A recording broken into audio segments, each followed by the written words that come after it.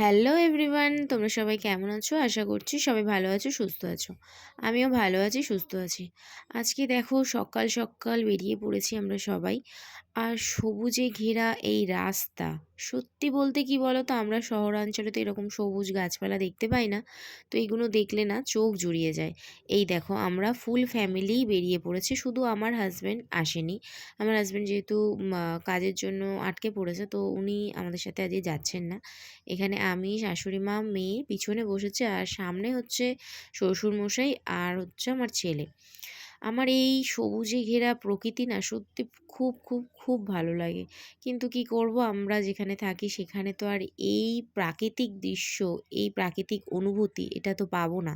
এটা গ্রামাঞ্চলে ছাড়া পাওয়া খুবই মুশকিল। তো সেই গ্রামেই আজকে আমরা যাচ্ছি। আমরা কোথায় যাচ্ছি সেটাও একটু বলে দিই। আমরা যাচ্ছি হচ্ছে আজকে মামা শ্বশুর বাড়ি। আর তার কারণ হচ্ছে আজকে কোনো আনন্দের অনুষ্ঠান নয়, আজকে একটা দুঃখ ভরা অনুষ্ঠান, যেখানে না গেলেই নয়। হয়তো যাওয়াটা উচিত নয়, তবু সবাই মিলে না গেলে একটা কেমন দেখায়, নিমন্ত্রণ যেহেতু করেছে। আজকে হচ্ছে মায়ের কাকা শ্বশুর, মায়ের কাকা, শাশুড়ি মায়ের কাকা মারা গেছিলেন এরকম একটা দিনে। তো ওনার আজকে বাৎসরিক কাজ, সেই বাৎসরিক কাজের জন্যই আমরা আজকে যাচ্ছি। এই অনুষ্ঠানটার জন্যই যাচ্ছি। কিছু করার নেই না, আমাদেরকে তো যেতেই হবে।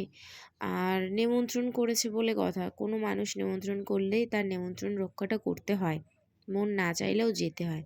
এই যে বলেছিলাম না, সামনে আমার ছেলে আর শ্বশুরমশাই বসে আছে। এবার প্রায় আমরা বাড়ির কাছাকাছি পৌঁছেই গেছি। আর এখানে সত্যি বলতে খাওয়া দাওয়া করেছি, ওখানে খুব একটা কিছু ভিডিও আমি নিতে পারিনি, তার কারণ হচ্ছে আমার নিজেরই কেমন লাগে।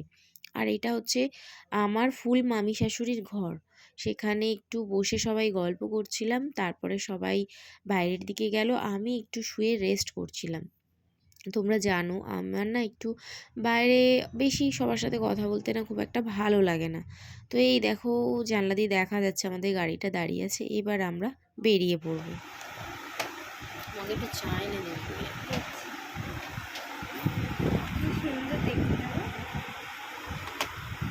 ও বাবা, এটা কার হ্যাপি বার্থডে? এ দেখো এখানে আবার এয়ার দেয়া আছে। কার হ্যাপি বার্থডে টু ইউ হবে নাকি? ও বাবা, এটা কি? যা খুলে দি। যা। Happy birthday to you, happy birthday to you, happy birthday dear ভাই, হ্যাপি বার্থডে টু ইউ। ঘোড়ার ডিম, আজকে কি হ্যাপি বার্থডে নাকি? আজকে কারোর হ্যাপি বার্থডে নয়, তবে কেক নিয়ে বায়না করছিল। এটা দিদি তো কেক নিয়ে বায়না করছিল, সেই কারণে ঘুরে টুরে। ওরে বাবা, দিচ্ছি সর। ঘুরে টুরে এসে এই যে কেকটা নিয়ে এসে এখন খাবে ওরা। আর আজকে কারোর হ্যাপি বার্থডে নয়, আজকে ও কেক খেতে চেয়েছিল বলে একটা বড় কেক ওর নদা এনে দিয়েছে।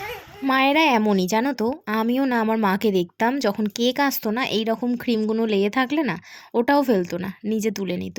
তো যাই হোক, এরকম ক্রিম খেতে কার কার ভালো লাগে, আমার তো খুব ভালো লাগে। তো চলো বাকিটা দেখে নাও। তো আমরা বাড়িতে চলে এসেছি। আজকে সারাদিন একদমই ঠিকঠাক করে ভিডিও করতে পারিনি, তার কারণ হচ্ছে একটা শ্রাদ্ধ বাড়ি ছিল।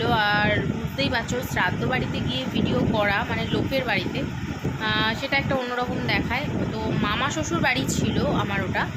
আর মামা শ্বশুর বাড়িতে তোমরা আগেও ভিডিও দেখেছো। আর মামা শ্বশুর বাড়ি শ্রাদ্ধ বাড়ি বলতে ওটা হচ্ছে বাৎসরিক কাজ ছিল, মানে মায়ের, শাশুড়ি মায়ের কাকা তিনি মারা গেছিলেন, তার বাৎসরিক আজকে ছিল। তো সেইখানেই গেছিলাম। আর ওখানে দুপুরবেলা তো জানো বাৎসরিক মানেই লুচি টুচি খাওয়ায়, ভাত টাত তো নয়। তো যাই হোক, খাওয়া দাওয়া করে একটু মামি শাশুড়িদের বাড়িতে রেস্ট নিচ্ছিলাম। আর কারোর বাড়িতে গেলে সত্যি বলতে এনার্জি ঠিক লাগে না ভিডিও করতে। তো যাই হোক, চলো যেটুকু ক্লিপ তুলেছি সেটুকুই তোমাদের সাথে শেয়ার করলাম। যদি ভালো লেগে থাকে লাইক কমেন্ট শেয়ার করো, আর সাথে চ্যানেলটাকে অবশ্যই সাবস্ক্রাইব করে দিয়ে আমার পাশে থেকে। চলো টাটা।